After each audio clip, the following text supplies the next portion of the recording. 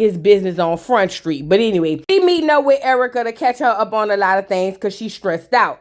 Now, as soon as Erica come in, she was like, oh, girl, is this the bar where you had met Collateral? And she was like, yeah, girl, of course, right over there. So it's odd that at the very bar where Collateral frequents, or whatever the case, what they said. But I'm here for the receipts and the symbolism. Let's roll. Now, Erica Banks hopped into the confessional to tell us that she's been busy doing her tour that nobody really pulled up to, but it don't matter. She's still rolling. She said so she hadn't been able to connect with the girls. That's why she meeting up. So now Jasmine starts off by talking about how she has this whole paternity thing going on with Kirk. But before she get to that, she talk about how old boy, what's his name? I forgot. Put it in the chat, honey. But he had them basically had tried to repo her call and tried to hold her studio time over her head. So she said she gonna continue to do her music, just not with him. And whatever she already recorded, she ain't really tripping.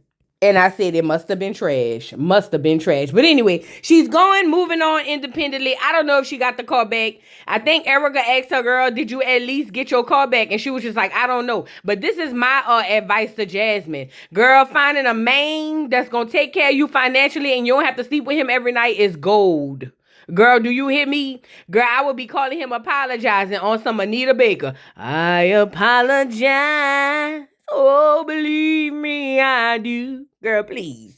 So anywho, she goes on to talk about the court date that's coming up, and she know that Rashida's gonna be there because she is a cheerleader and a co-worker for Kirk. You feel what I'm saying? But she's nervous because she said Kirk want full custody of the baby, and she not really here for it because she said she been a good parent. Girl, them people not about to give 3 earrings no doggone full custody. You gotta be on crack, and even then, they still might give the baby back to you. Girl, don't worry about that, Fad. Girl, Kirk don't have full custody of none of his churn. Why would they give him full custody of yours? Now, all you got to do is be a mother and just be present. Girl, don't worry about all of that. 3 earrings ain't going to get no full custody. He might get half, but he ain't going to get full. Don't worry about it, Fat. But anyway, she's stressed out because she don't know how it's going to happen. So we just going to put a pin in that and come back. So now Skriz Naib meet up with the 2 unmarried married men. And that's Young Jock and Kirk with the 3 earrings. He said he nervous about this DNA test he got to take with his son. Plus, he trying to catch up with them to see what happened on the trip to not Curacao, girl. That's Miami. Where did they go?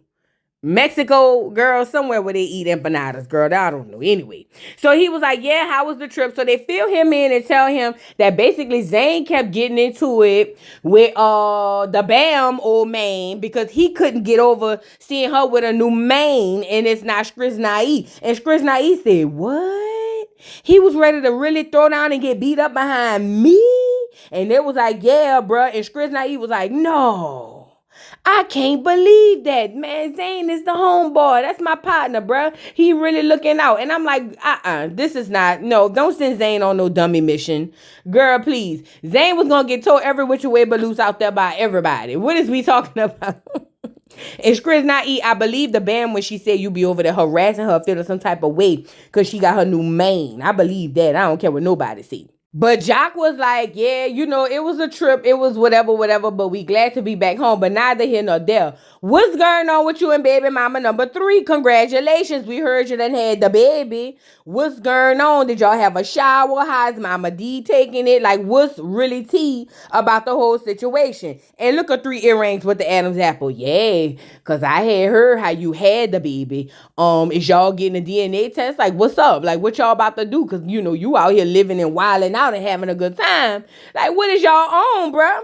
And so Skriz Naib basically tells them that they will be getting a DNA test here soon. He's nervous about it, but he believed that's his baby. He said the baby looked just like him. He said now Mama D and the girl had some issues that he gonna try to work out. But other than that, he's super excited. He said the baby looked just like him. And the baby do look just like him. I believe that's his baby. Off the cuff just from looking at the baby. So then Skriz Naib asked 3 earrings with the Adam's apple how things been going with him. He said, because, bro, you've been fighting custody and paternity for the last 10 years. What's going on with you and the Jazz? And he said Jasmine and him is going to court soon. He gonna bring his sidekick, which is Rashida, to come with him for support or whatever. He said, but you know, it's been 10 years and you know, the last 2 years we've been fighting back and forth for this custody thing and we just now going to court. And they like, wow, bro. And they was all talking about how they wouldn't want to be Kirk. And hell, Kirk even said he don't want to be Kirk.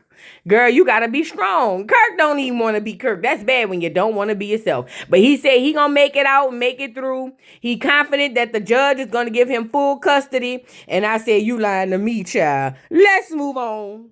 So now Zale is meeting up with his bestie after she just came off the trip. He's trying to catch up with her, see how she's been. He said, this my best friend. Now, I thought Malaysia. I thought LaQuisha was his best friend, but maybe he have two. But you know, they've been knowing each other for years in Schools and Blues, so it makes sense. But anyways, they're about to catch up over brunch, lunch, whatever it was, because he got some tea on Carly Red, and I'm all ears. You get it? So he sits down and asks Bam how the trip was and how her new main is, and Bam was like, oh, he's so sweet. He's so nice. Look, he gave me a promise ring, told me that he gonna be on this celibacy journey with me, and it was so sweet. She was like, but at the end of the day, I was about to give him a little something at the end, but I changed my mind because we still celibate. Girl, stop, grow up. I mean, is you gonna let him sniff it or no? Like, what we on? You about to marry him anyway. What we on? So anyways, Dad was like, oh my God, that is so sweet. I always knew he was a good man for you, Savannah. I'm so happy for you. You deserve nothing but the best. And I love that for you, friend. And I'm glad that he gave you a ring because he shows maturity. He said, but speaking of maturity, call me Batman because I'm immature because I got a whole lot of tea on that Carly Red in her face. And Bam was like, what happened? He said, well, everybody in the streets know that T-Lo is out here spreading it low and spreading it wide, or whatever the case may be. He said, everybody know that. He said, T-Lo is not even with Carly. Carly over here making it seem like they're together and they really not together. That boy been sleeping with everybody in Atlanta, everybody all over the world. Hell, I need to see if he slept with me at this point. And Bam was like, for real? How you know? Like, how did you get all this tea? He was like, because I'm in the streets. In the streets yell at me. They don't just talk to me. They yell at me, girl. What is you saying? He said one thing about it. Carly gonna always fake everything. Her face, her life, her mane, everything. She's just a big pure fake. And I'm here to expose it soon as I see her. Now, Zale hopped into the confessional, right? Because Zale was like, you know, I really feel some type of way about Carly. Carly really disrespected me and had some issues with me, talking about her husband don't like me and all that stuff. But her husband don't even like her. And I'm here to expose all of that because I'm tired of Carly living a lie. And I'm over here saying, Zale, shut your mouth and keep on talking. Don't do that. What happened? Come on now. So anyway, Bam was like, well, Lord, we got to go to the sip and see, and Carly gonna be there. Please don't turn up at the sip and see. Plus, Saucy gonna be there. I know you got beef with him. What's going on? Is you gonna be able to hold your composure? And he said, you know what? Him and Saucy had their little 1-2, but he really want to apologize to Saucy anyway. So he don't feel like it's a need right now for him to really get into it with Saucy. He said him and Saucy gonna be cool because he want to put him to the side and have a conversation. He said, but see that Carly Red?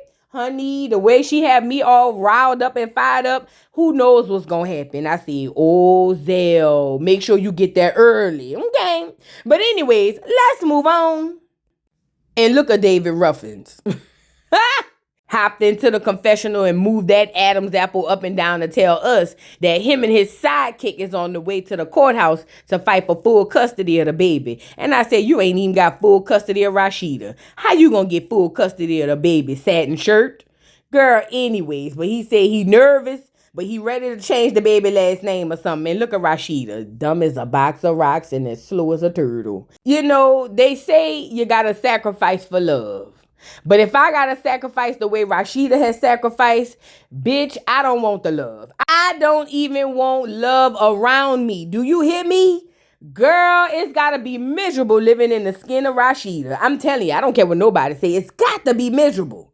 So he over there talking about, yeah, you know, because I'm ready to just get this over with so that we can realize what's really happening and let it be set in stone, because Jasmine, she wants more from me than just monthly child support. She actually wants me to be in the boy's life, and I don't know if I could do all that, but I'm still going to ask for full custody. And look at Rashida. Well, you know, honey, one thing I'm going to do is allow you to go out there and have these churn and bring them back to me. Now, normally, I don't let you bring the churn in the house and have me raise them. But see, this one is a bit different because you really like Jasmine. So I really hope that the judge gives us full custody because I feel like I'm ready to be a stepmama. Yes, I am. I'm ready to be a full-time stepmama. Whatever it takes to keep you, your Adam's apple, and your 3 earrings home and intact. Girl, bye.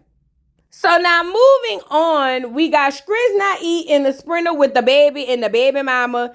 He said he nervous. They on their way to go get the DNA test, and that baby look just like Scrappy. I don't care what nobody see.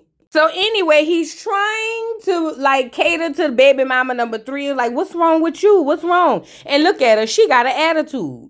Now she feels some type of way because they only going to take the test because of Mama D. No, girl, you said you didn't mind taking the test on many occasions. Did you forget how the baby got here? And not only that, she feel like she don't have to be cool with Mama D in order for them to have a relationship. And that don't go like that, my love. If you going in thinking you ain't got to be cool or at least very much cordial with Mama D, y'all not going to last, period, point blank. And this is the gag, because I said this the last time we spoke on you, La Heifer. You want to engage in whole activities and then get pregnant and receive housewife treatment. That don't go like that.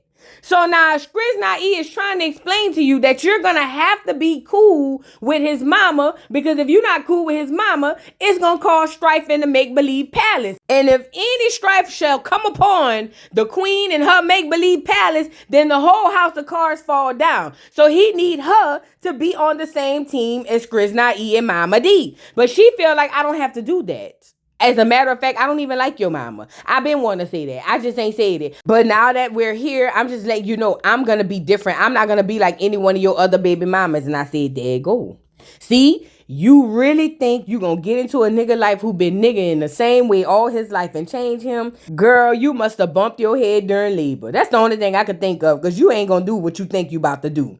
And Skrizz Nai hop in the confessional to tell us that he don't see the big deal, because like I said and he said, she had no problem talking about going to get the DNA test. We didn't do it while she was pregnant because she said it was invasive. So he don't understand, like I don't understand, why the attitude now. See, Mama D is a scapegoat. See, what it is she thought she was gonna come in your life and replace the women in your life, and that don't go like that. But we'll see how it goes. So they pulls up to the place. She's all short. She don't want to have no issues with him. Skrizz Nai, put your seatbelt on, fat. See, you thought Erica was about to give you blues. This heifer about to give you greens, reds, purples, yellows, and browns. Do you hear me? She about to wring you out like a dry towel, bitch. I hope you ready, Skrizz Nai. So anyway, they retreat from the vehicle. They on their way into the place. I don't know if she had got her place down in Atlanta yet, but she might want to keep her lease up in New York. New York!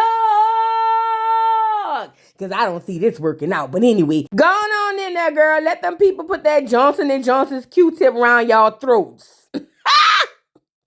Slut. Anyways, so they get in there. Skrizz Nai still trying to get her to calm down and have a smooth, transition and a smooth situation. And my girl not buying it. Because she said she just had a judgment or an error in judgment the other night. She really ain't no sluts like that. And she, at this point, is ready to be treated like Michelle Obama. Yeah, And look at Skrizz Nai.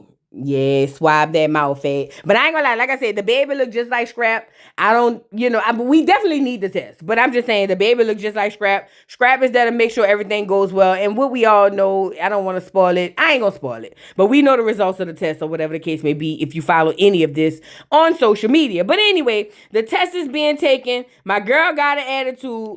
I don't care. Jimmy crack corn and I still don't care. I hope she know this is going to be the longest 18 years of the rest of her life. Okay, let's move on. So now Rashida and Kirk slow drags out of the courthouse. They finally got their decision from the judge, and it goes as follows. So I guess they got 50-50 custody, not full custody, which makes sense.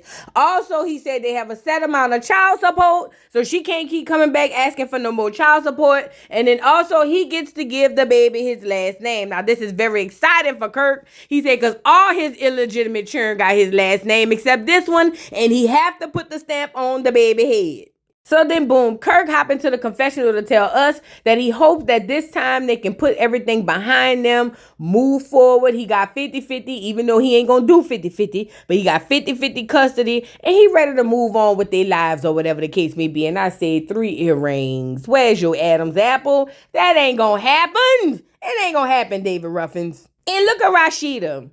I'm so proud of you, Kirk. One thing you gonna do is make sure you take care of your family, even all your illegitimate kids. Yes, you step out on me. Yes, you leave me crying. Yes, you're the reason I have bags under my eyes. But one thing a person can never say is that you're not responsible for your kids. I love you, Kirk, and I'm so proud of you. Thank you so much. And then here comes Jasmine. Hey, I just wanted to come up to y'all and tell y'all that, congratulations on y'all little win or whatever the case may be. But I really hope that, Kirk, you step up and really do your part, because now that the baby about to have your last name, it's gonna come with a lot of responsibility and a lot of weight to carry. So I really hope that you're ready for that. And Kirk was like, I'm ready. What you mean? And look at Rashida. And hopefully when y'all move forward, y'all will see that it's really about the baby and not about nothing else. Shut up before she sleep with him again. Shut up, Rashida. Just shut up. Shut up. You don't get to jump in talking about hopefully we could do this, that, and the third. Hopefully your niggas zip it up. That's what we hope. Get off of here, Janet Jackson, please. But Jasmine can't help but rub her Cleo braids and keep honing in on the fact that Cannon gonna have Kirk last name. Now, this is a lot for her. And I'm over here saying for why. I mean, he is the father. I get it. It's new, but it is what it is. And Kirk ain't making it no better talking about the baby gonna have to learn how to write his new last name. So then Jasmine getting a confessional crying tears of nothing because she over here talking about how it's going to be a transition because the baby always had her last name, and now that the baby going to get Kirk's last name, he better know what he doing and he better do this, that, and the third. Girl, listen, at the end of the day, that's that man child. You're getting child support. You've already established paternity. If the last name got to change, then that just is what it is. I get it. You want the baby to keep your last name. I would be hypocritical if I try to bash you for that because my child have mine. But ultimately, it is what it is. I don't have a court document telling me what I can and can't do, but you do. It's going to be all right, Fefe. Hopefully, with the last name, they put the baby in the wheel. In the event, 3 earrings and the Adam's apple croak, your baby might be able to get a little something. Maybe get a bistro with nobody in there, because don't nobody be in there. So now moving on, we got Carly Red looking at flowers, but it seemed like she looking for funeral flowers because she can't even hold her head up and let us see her face. And in this turn, I'm like, girl, your man ain't even there. Tell the truth. Why is you still looking at flowers? I know they already told you they're not going to give you back the down payment, but girl, at least take the flowers and turn them into something else and throw a party. You overdoing it at this point. Now, mind you, she got the one who's in the tumultuous marriage and the other one who faked the marriage there to console her and be her voice as a reason. I say, girl, one of them committed fraud. What is you own? And look at Yandy. Oh my God, Carly, we're here to help you. We have all the experience in the world. No, you don't. Both of y'all failed. And y'all still married. Well, one of y'all played married. Both of y'all failed. But anyway, look at Yandy. Oh, Carly, are you okay? You don't seem like you're in such a good mood. What's really going on? How's everything going on with you and Tilo? Now, this is what makes this extra messy. Both Yandy and Kendra already know that man ain't every bit around there. But yet they gonna help that girl pick out flowers. Y'all some dirty girls. Yes, she is, Yandy and Kendra. Y'all dirty. And look at Yandy. Well, I've been through a lot. I've had a wedding. I know it can be stressful, but I understand also that your man is not going to want to help you pick out flowers. Your husband is not going to want to help you do anything. Girl, your husband didn't even help you sign a doggone marriage certificate. Shut up, Yandy. Don't do that. Do not do that, Yandy LaBelle. Please. Not today. Get your high pony up out of the confessional and find something safe to do, okay? So now they over there acting like they don't know what's going on. Well, Carly, tell us what's really going on. Why are you so down? This should be such a happy and joyous occasion. How can we help you? Because we have all the experience in the world of being left in destitute. What's going on? So Carly originally starts off by acting like she's just stressed out from the wedding planning and all that stuff. But we over here in the streets already know that's cap. But she was like, he's not helping me do anything. And I'm just so nervous. I mean, I know he's already my husband. I mean, at least I told y'all that. But I'm just super nervous about how everything's going to go. And they like, girl, why are you nervous? Yandy was like, girl, you don't have to be nervous. Are you crazy? Just do like I did. Walk him down the aisle, sign the papers, and then burn them. And look at Kendra, listen, I understand how you feel, but you already married, girl. It's not even that big of a deal. Just enjoy the celebration. I mean, the rest of your life is going to be miserable. Look at me and Jack. But ultimately, it's going to be cool because you'll get to at least run around telling everybody you married. Like, shouldn't that be exciting to you? Like, are you not getting excited a little bit? And look at Kendra messy tail self done gotten a confessional to tell us that she already know Tilo ain't home. I said, girl, now how you know? She said, girl, because everybody know he by that other girl house in Bankhead. I said, what? Now, Kendra, you over there uplifting this girl knowing that she tore down to the ground on the inside. You's a dirty girl, Kendra. Get off of here before I call Jack.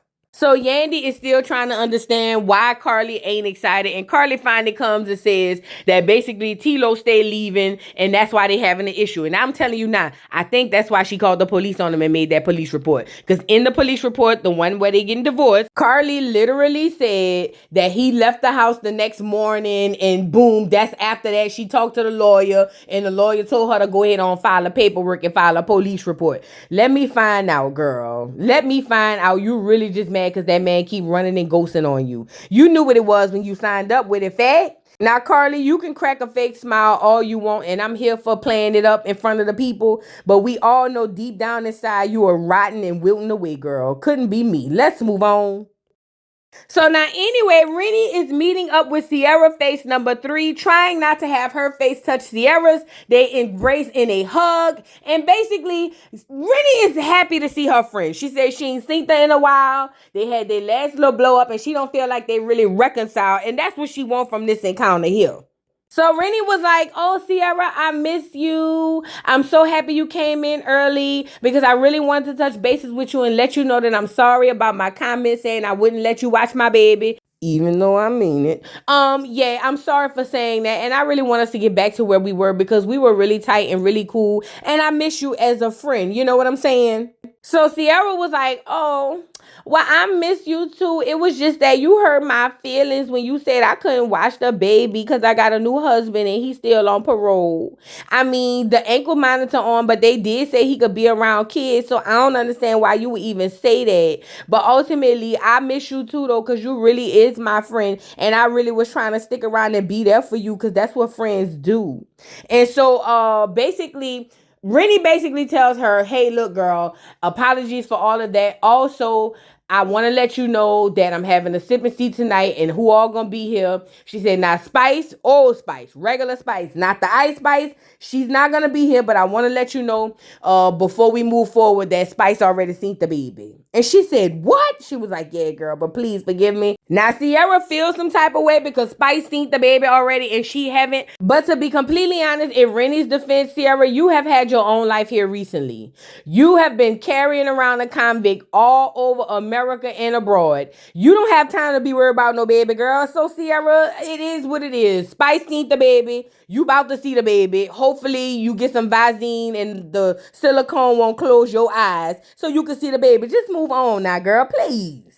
So anyway, they hug and embrace. It wasn't as much of a loving hug that Renie would have liked to have, but Renie is so happy that her and Sierra could get back on the same page because she really care about her friend. And Sierra hopped in the confessional talking about she a better auntie than Spice. And I say both of y'all trash. Girl, get off of here. Let's move on. So now it's time for the event. Zale and Kendra, of course, have shown up early. Kendra continues to show up without her mane. Girl, I don't know. He might be in the streets too. But anyway, we got Rashida looking like Thing One and Kirk with the 3 earrings over there to greet them, to let them know that tonight is about the baby. It's about the sip and see, nothing more, nothing less. But Zale hopped in a confessional to tell us that he don't have no problem with nobody, not even Saucy. He said, but if he run across Carly, he's going to read her rights. You feel me? And I said, oh, Zale, you got to stop with all of that and keep going. Don't do that now, but do it. Girl, anyways. So in comes Saucy, and of course they embraced real hard. You know, they 2 men's anyways. So the hug was real heavy and hard. And I like this for them because it feels like a reunion. Reunited, and it feels so hard. Yes. So Saucy was like, hey, how y'all doing? I'm here to see the baby. You know, me and Renie, new best friends or whatever the case may be. He was like, but I'm here to see the baby and it's good to see everybody. Even Zale, how everybody been doing? I'm hot, I'm sweating, where's my fan? So Zale was like, oh wow, it's even nice to see me. Like, okay, girl, I didn't know we was on that type of time, but since you over here talking all nice about me, I think that it's time that you and I step to the side and have a little conversation real quick because I have a few things I want to get off my chest. And Saucy was like, that's good because my chest is big like my bike and I got a lot I want to get off of mine. So they sit down and Saucy starts off by telling Zale that number one, he apologized for, you know, their last few encounters, that basically he had a lot of demons to deal with and he didn't realize he was going through an abusive situation with the last dude. So he felt like he projected a lot of things onto Zale and he wanted to first start off by apologizing. Now this brings Saucy to tears because Saucy was like, wow, I didn't know that you was going through all of this. I heard about everything that happened in the blogs and the fact that you could really sit up here and tell me you sorry. He was like, that's big because, you know, I thought that I was doing something wrong, but the whole time it was just some internal issues that you were having. So I love that they were able to come to this conclusion because we don't like them beefing. Well, we enjoy it because Zale's reads never miss, but ultimately it's good that they made up. So then Zale tells Saucy that he wanted to apologize to him as well because basically he had a lot going on and he shouldn't have threw 3 chicken wings at Saucy and that was disrespectful. I ain't gonna lie. Saucy won't holler that, yeah, we don't do that, but I ain't gonna lie. When he threw them wings on Saucy's bike, I literally lost it. I like Zale when he mad. I'm sorry, I just do. But anyway, so Saucy is crying and Zale goes over to console him, to let him know that he understands what he's gone through and that basically it was never his intention to be something other than what Saucy wanted, but he's just not a violent person. He's a lovable guy. He likes to show love and he thought that he was doing wrong. He said, but now he understands Saucy a whole lot. And he gives Saucy a big old tight hug. It was a lot to hug Saucy like this. You know what I'm saying? Because Saucy is a big old dude. I mean, look at the shoulder height. Zale's forehead is about to where Saucy's shoulder is. So this is a lot for him to do, especially physically, mentally, emotionally, and spiritually. But he did it. He made it on through. Now, Saucy tried to throw a little zinger in there talking about something nasty in the bed. And I said, close your bussy, boy. We don't want to hear all of that because I don't even want to know who the top and who the bottom. Move on. So now Renie and the abusive baby father allegedly pulls up and the baby is a cutie patootie. Everybody's like, oh my God, he's so cute. And the baby daddy looking like he really don't want to be there. He trying to get to his other woman. But either way, we gonna roll it out. And look at him. He look like a little Cabbage Patch dog. Girl, look at him. Look like a baby alive. Ain't him cute? Oh, hey, handsome. And look at Rashida. Don't you get no ideas, you fried overhard egg heifer. Don't you get no ideas. You tried to get that other lady's son. Now you over there looking at Renie's son. You's an evil heifer. Something is wrong with you. You a fairly odd parent, heifer. Leave that baby. Matter of fact, get the baby out of her hands, somebody. Now, when I said get the baby out of her hands, I didn't say put plastic on the baby face. Please. Sierra over there talking about, I can't wait to kiss his little cheeks. I wish you would put them silicones on that baby. As a matter of fact, I don't like the fact that your face is as close to his, Wicked Witch of the West. Move around, recycling bin face. Move all the way around, okay? So anyway, girl, because I don't know, I don't like people all in other people's baby faces. I don't like people in baby faces, period. But anyway, the thing commenced to start. Renie says she's so happy that everybody is there. Everybody except Spice, because Spice said she wasn't coming because Saucy was coming. But it don't matter because the real ones know and the real ones is there. Now, my whole thing is, Spice, that was very immature of you. You supposed to be the old Spice, not the Ice Spice. What's going on? Mature, girl, mature. But anyway, the little sip and see goes off without a hitch. And in comes Carly Red looking like that time of the month. Carly, I know how I feel when you've been crying all day in the fetal position, girl. And you got to get out here and show face. So you just put that fitted cap on and them glasses so they don't see the pus under your eyes, girl. And look at Zale, ready to pounce and prounce on you. Do you hear me? Zale got his hair wrapped up in little bandeau knots. And he ready to drag you down to the ground. I said, Zale, please don't hurt her. Just bruise her up a little bit. So Carly Red comes in and says hey to everybody. And Zell was like, so you not gonna say hey to me? And she was like, no, you already know me and you not rocking. And so now this done made Zell mad. Cause Zell was like, what you mean we not rocking? Carly Red said, my husband have an issue with you. I have an issue with you. Now, Carly, why would you start off like that? Where is your husband? Where's your husband? I mean, before you get to talking about him, this is a real question. And that's what Zell want to know. Because Zell felt like, so you really not invite me to your wedding? Because, yeah, it got back to me that I'm not invited to the wedding. So you really not invite me to your wedding because of what your husband said? And Carly feels like, yes, because you disrespected me and my husband. And then my husband said you disrespected him, you can't come to the wedding. Now, before they could get fully engulfed in that situation, my girl Renie stood up and said, girl, I'm taking my baby up out of here to what y'all would think is a safer place. But soon as I get in the car, his daddy gonna drag me down to the ground and curse me out like a dog too. So he don't need to hear 2 fights, just one. So I'ma just take my baby and get from around here. So Zell was like, all right, girl, see you later, girl. Let me move around to Carly. But so anyway, Carly, I'm trying to figure out why you have such an issue with me if I didn't do nothing to you. I just basically said the truth that your man be out here running in these streets and now all of a sudden I'm a problem. I don't too particularly like that, Carly. You have a lot of explaining to do. And Carly was like, do you think I wanted to be out here? I would rather be looking for my husband, but I'm here.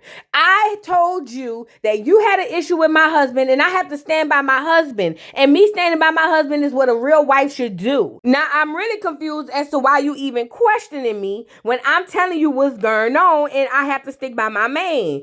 And basically, Zell was like, stick by your man. Girl, why is you sticking by your man who's sticking by everybody but you? Girl, your man is in these streets and everybody know that and you know it. That's why he's not here with you. And I said, what?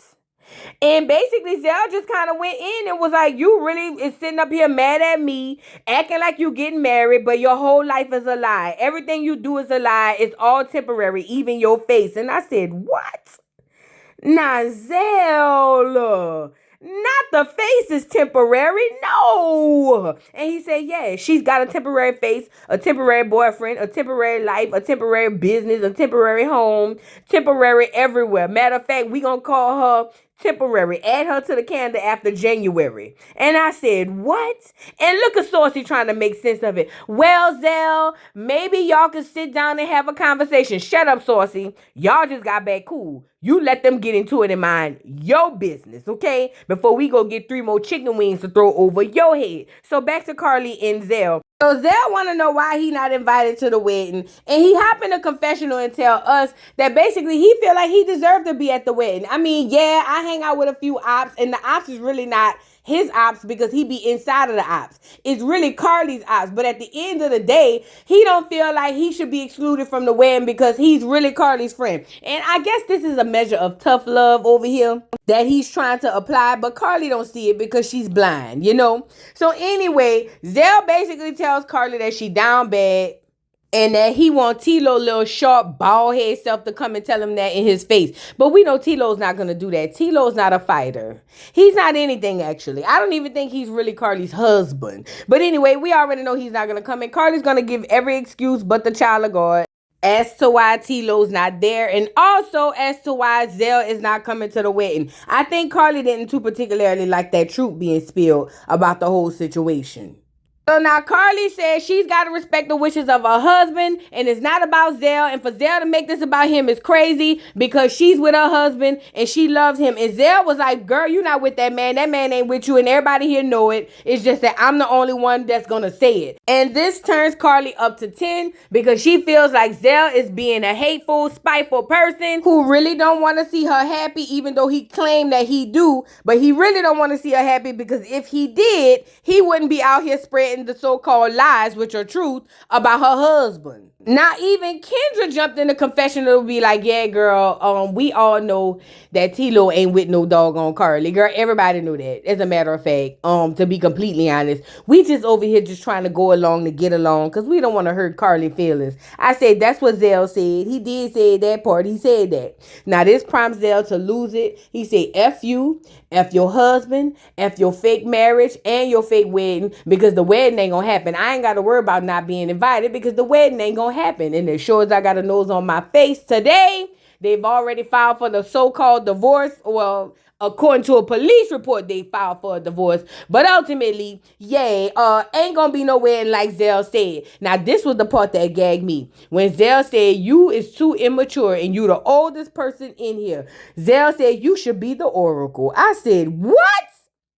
Zale walked out the door, middle finger in the air, and he was cussing Carly all the way out the door. I said, Carly, just pipe down because you out here picking flowers.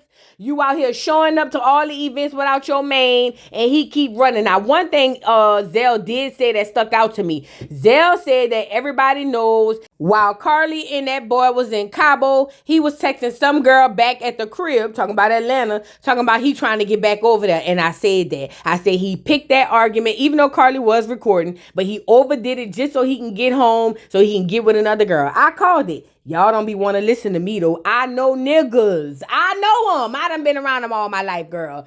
Anyways, that's what the end of the episode. As we know, T-Lo ain't even over there with Carly. Carly could play it off like he over there, but T-Lo ain't nowhere around that lady. And in his defense, Carly, you was wrong for even trying to act like you was going to get that man a baby knowing your eggs is already fried, dyed, and laid to the side.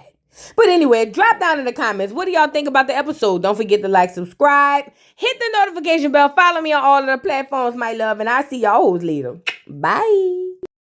Mr. Carroll, how you give the voodoo dog time to talk? I don't get no fucking time to talk. Who the voodoo doll is? The nigga you just had up here.